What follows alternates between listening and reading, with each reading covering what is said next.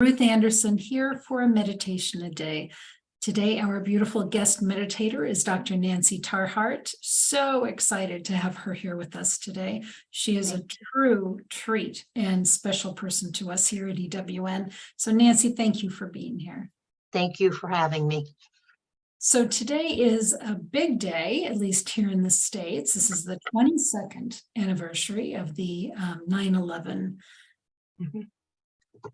I don't even know what to call it, but the 9/11 event. So 22 years later, here we are. And Nancy, as we were discussing, we know that events happen in our lives, whether they're happening on a large format or just to us individually. So your meditation today, I think, is going to help us with some of that.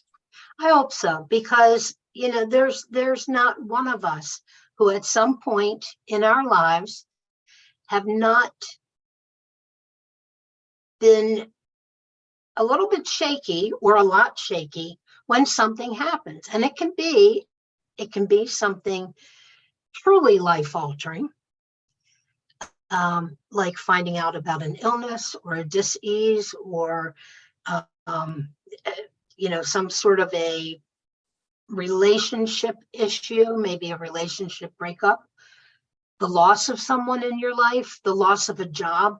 Those are major events. But this happens too with small things. You go to the store specifically to buy a certain brand of Easter eggs. They don't have them. How do you choose to react to that? Do you get angry? Do you get frustrated? I drove all the way here to this store to get these eggs and they don't have them. Or do you take a breath and say, okay, so how do we choose to respond? And what is our intention behind it? And it's not just blowing things off.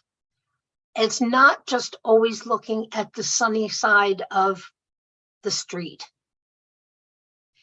It's intentionally choosing not to allow things to keep us unsteady. It's choosing to balance. We can be sad, but we can be balanced while we're sad. We can be in mourning. We can be angry, but we can be balanced and not volatile with it. I'm not sure that made sense, but I think that you understand what I mean. So it's about our intentions. It's about our choices and how we react. Some people are upset because it's starting to get dark earlier. This natural change of seasons that moves us from, the bounties of spring and the rebirth of spring, the bounties of summer. And now we're moving into that harvesting time so that we can get ready to go inward for winter. And that's very upsetting for some people. So even that change, how do we choose to respond? What's our response? And this is what also takes us to that place of being in a place of well-being, our flourishing, that we can flourish when we don't allow things outside of us to dictate how we move. We can choose to respond to how will we interact with what's going on around us. So if we're ready to go into the meditation, are we ready, Dr. Ruth? Okay. I'd like you to get comfortable. You can sit, you can lay down, you can, watch outside, whatever makes you comfortable. And I'd like you to set an intention going into this meditation of what will you, of finding something, bringing something out of it that can help you when you're outside of meditation.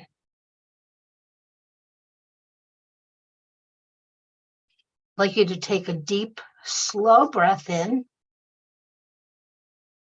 all the way down to your tummy. Let it fill up your heart space. And release that breath through your mouth.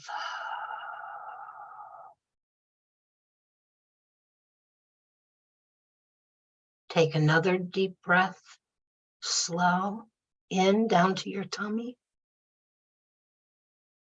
And let that feeling of calm start to go through your entire body.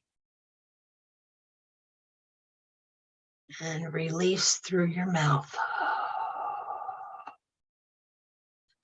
Feel your shoulders starting to relax.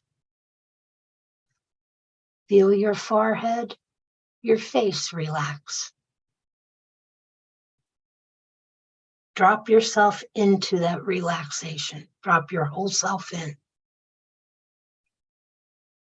Take one more deep breath.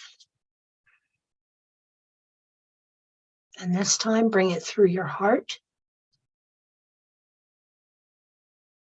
And release anything that is outside of this meditation for right now through your mouth.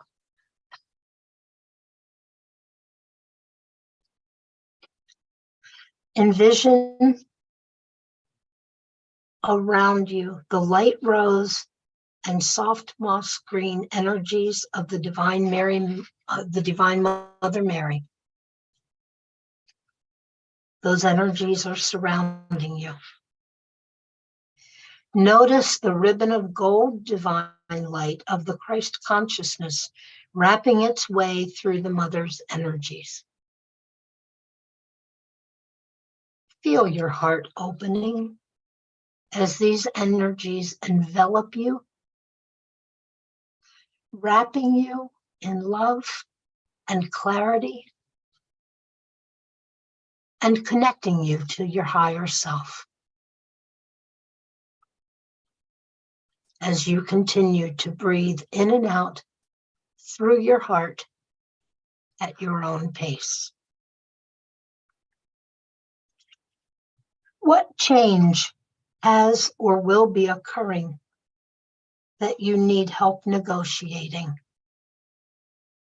Ask yourself that question. Bring it here. Bring it here to your guides, to your angels, to your ancestors, to the ascended masters, whomever you ask for guidance. Bring it here to the Christ consciousness and to the Mother Mary. Allow your higher self to go deeply within yourself while you listen to the others and as you listen to your deepest self.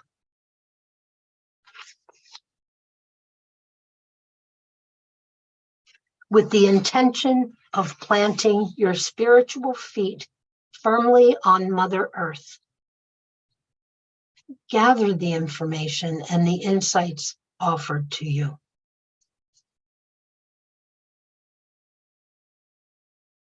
They will guide your steps forward and inform you as you choose how to deal with the change from a heart-focused perspective.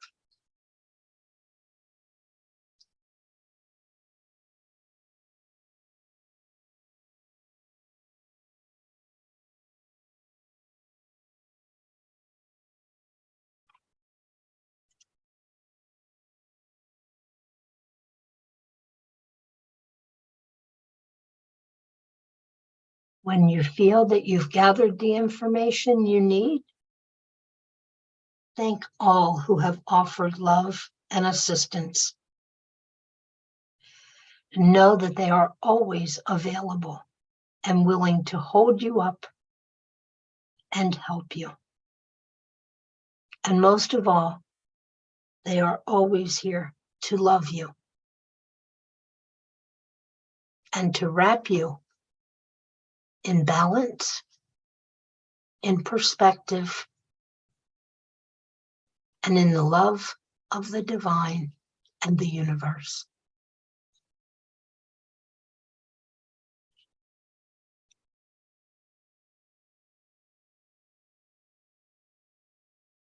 And when you feel like you're ready, you may bring yourself out.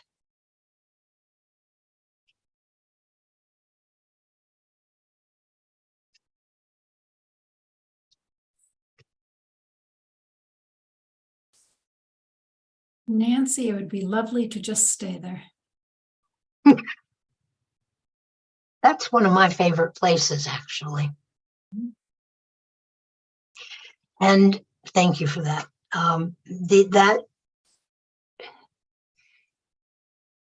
That color imaging, the energy, those are three of the most healing energies I have found. They're healing on so many levels, but if nothing else, they're calming, they're supportive, they're loving, and they just embrace.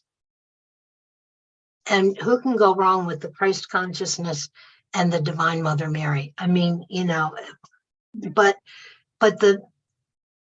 anytime there's something. I mean, to me, something like this would be helpful for so many people trying to deal with what happened 22 years ago, still trying to deal with that. I have a very good friend that we knew each other in our high school days. We went to different high schools, but we were in theater camps and schools together.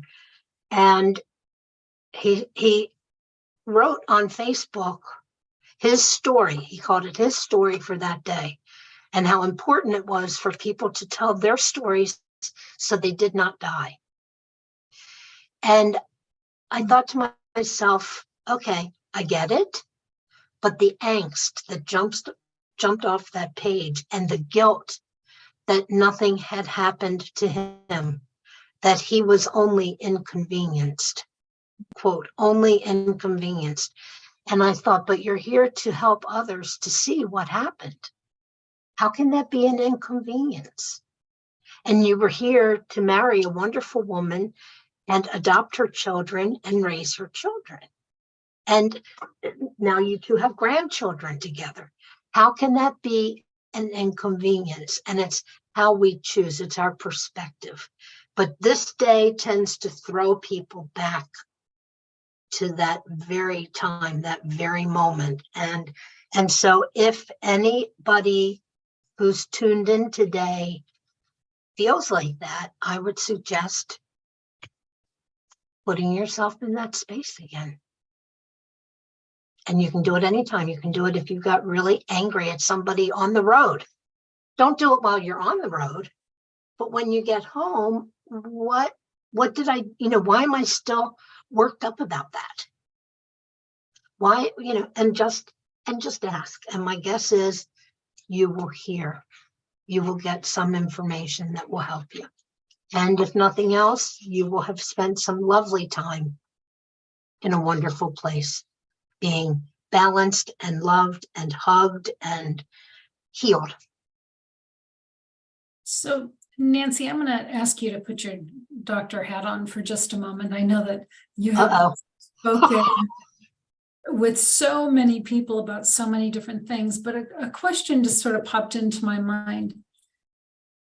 I imagine that there are people out there thinking, if God was a loving God, how could these things happen? Can you talk about that for just a moment? Sure. I could probably talk about it for about 25 million hours. I taught a course about it called The Problem of Evil. And there is a word, and it's called theodicy, and it's the justification of God. And over the course of our Judeo-Christian religion or tradition, there have been traditionally like 8 different ways to deal with this. Is only an issue, by the way, that happens with the 3 religions that have only one God. Because if you're talking like Zoroastrianism, there is a reason for it, because you've got the good God and you've got the bad God. Okay, we don't have that in the Judeo-Christian and Islam religions. So one of the things is that it's God's will, and it could be, and there is a reason for it, that there's a teaching behind it, that it's helping you to get stronger. You know, we've all heard the phrase, if it doesn't kill you, it's going to make you stronger. That's one. Another one is, and this is more Old Testament, is retribution, but we're starting to hear a lot of this being said again. It's retribution for things that people have done wrong. We're actually starting to hear a lot about this from political figures lately, that because of sexual orientation, for example, that's why these fires are happening. It's or the earthquakes. It's God's punishment for things. And when the Christ figure came in, and the New Testament happened, and the New Covenant, which was engraved on our hearts, as opposed with the rainbow or the circumcision and all of that, God was no longer that angry, vengeful, it's me or nobody else, me or the highway, you know. That was the God that was envisioned in the Old Testament. Look at the book of Job. So everything was, you know, it was all bad news. And part of it was because of human will, that we have free will, and our free will choices, and we're talking choices, were responsible for us doing bad things, or us doing something that God thought was bad. And so bingo, something happens. With the New Testament, we found out that, I mean, what's one of the biggest tenets of the New Testament is that the Christ, you know, Jesus says, God is love. God is love. That's what this is all about. We're here to love each other. Why would God send somebody to punish you, especially for something that maybe you have no control over? God, you're not getting sick because you did something that God is saying, I don't like the way they did that. I don't like the way they read that poem in church. I'm gonna, you know, no, that's not.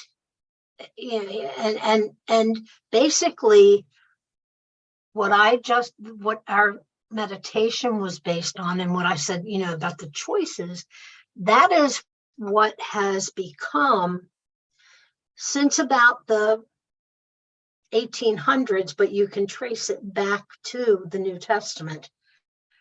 That has been the prevailing thought, which is, it's not things being done to us. It's not, you know, and maybe there is a lesson in it. Maybe it does make us stronger. Maybe we can say, okay, this happened so that then I can deal with something worse in the future. Maybe.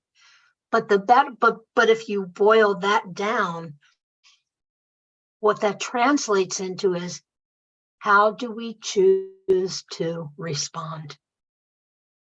Our response. So, for example, Jesus in the New Testament would say, don't be angry that this happened. Turn the other cheek. Right. Do unto others what you would have them do unto or, you know, then it shouldn't make you not believe in God. It should actually bring you closer to God, which is a really hard pill to swallow sometimes. That's my personal self and my personal experience coming through. There's been a few times in my life that I was angry with God. And then I realized, that doesn't even make sense. It doesn't even make sense, because God did not pick me out of, 30 billion people and say, I think I'm going to do this to her today.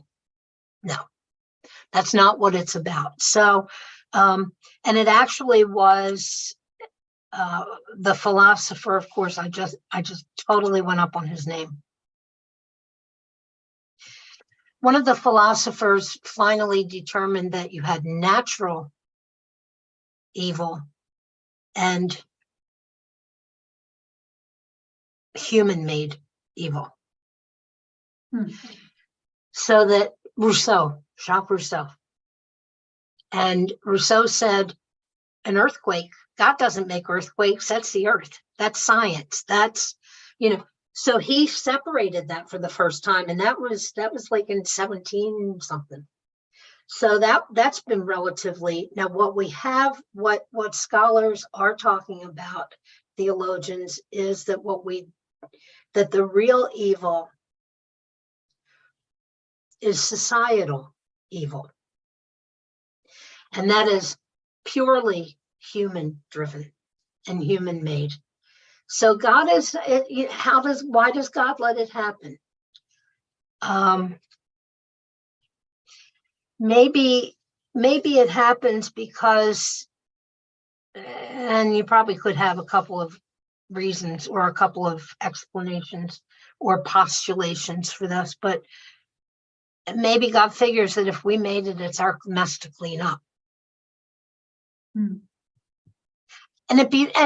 it also depends on if you, okay, this is getting probably too deep, but do you believe in a theistic God, which is the one God that is a personal God and looks after each and every one of us individually and is totally involved in human history?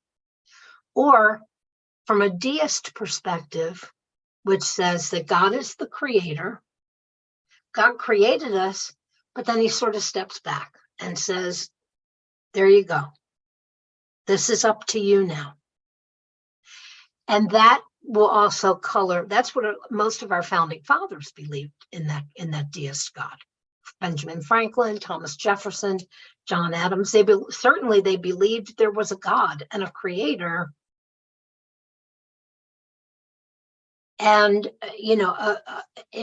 an incredible source in our universe, but not necessarily involved in human history. That was up to us because that's why we were here. And the theologian John Hick talked about this. He wrote many pieces on this, but that the earth was basically a classroom. Sure. That we were sent here to learn and to experience what it was like to be human, because outside of this humanness, we don't know what it is like to be a human. So it's very experiential for humans. And that's based on Irenaeus, who was around in like 200 BC, who said that humans were like children pushing a boulder up a hill. And they would make mistakes and the boulder would come back a little bit. And as they started to mature, both, basically spiritually, they could push it further and they'd make a mistake again and it would come back. And you would get to that place of deification, which is that we are not God, but we can be as godlike as is possible for humans. And that's the goal we're all looking for. I don't know if that helped. I don't know that I can explain why God doesn't jump in, other than personally, I'm not sure that it's God's job to do that. I would like it to be. I certainly would like it to be, but I think the universe has more important things to do, like keeping the cosmos going and I think if we were really in dire straits, we would see something happen. But I don't think that God causes bad things. I agree. I do not believe that God causes bad things either. I personally think bad things happen and God is there with us, pick up the pieces and move on. What you learn from it is paramount. I just, Right. Personally, but. Well, and I think too, and if you think about it in that, if we expand that out, God's there to pick up the pieces. God's there to help us to better understand and to form maybe a different perspective and maybe help others by, if we change something, maybe somebody else will change something. So in effect, God is doing something about it. God's doing that through us. Beautiful. Thank you. Dr. Nancy Tarr Hart, thank you so very much for being here today. Love you so much. And I love you too. Friends, thank you for being here. Thank you for taking the deep dive with us today. So take good care. God bless. We'll see you all soon.